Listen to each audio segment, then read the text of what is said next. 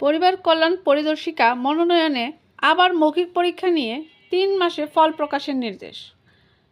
পরিবার কল্যাণ পরিদর্শিকার 1080টি পদে প্রশিক্ষণার্থী মনোনয়নে নতুন করে মৌখিক পরীক্ষা নিয়ে ফলাফল প্রকাশ করতে নির্দেশ দিয়েছেন হাইকোর্টের। পরিবার কল্যাণ পরিদর্শিকা মনোনয়নে ফের মৌখিক পরীক্ষা হওয়ার নির্দেশ। পরিবার পরিকল্পনা অধিদপ্তরের পরিবার কল্যাণ পরিদর্শিকার 1080টি পদের নিয়োগ বিজ্ঞপ্তি অনুসারে লিখিত পরীক্ষায় উত্তীর্ণদের মৌখিক পরীক্ষা নিয়ে 3 মাসের মধ্যে ফলাফল প্রকাশের নির্দেশ দিয়েছে হাইকোর্ট।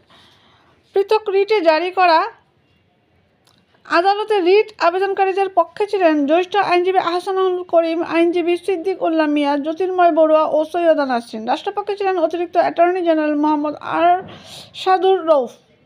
পরিবার পরিকল্পনা অধিদপ্তরের 2020 সালের 10 মার্চ তারিখে প্রকাশিত পরিবার কল্যাণ পরিদর্শিকা প্রশিক্ষণার্থী মনোনয়ন বিজ্ঞপ্তির আলোকে আবেদনকারীদের লিখিত পরীক্ষা 2023 সালের 18 ফেব্রুয়ারি নেওয়া হয়।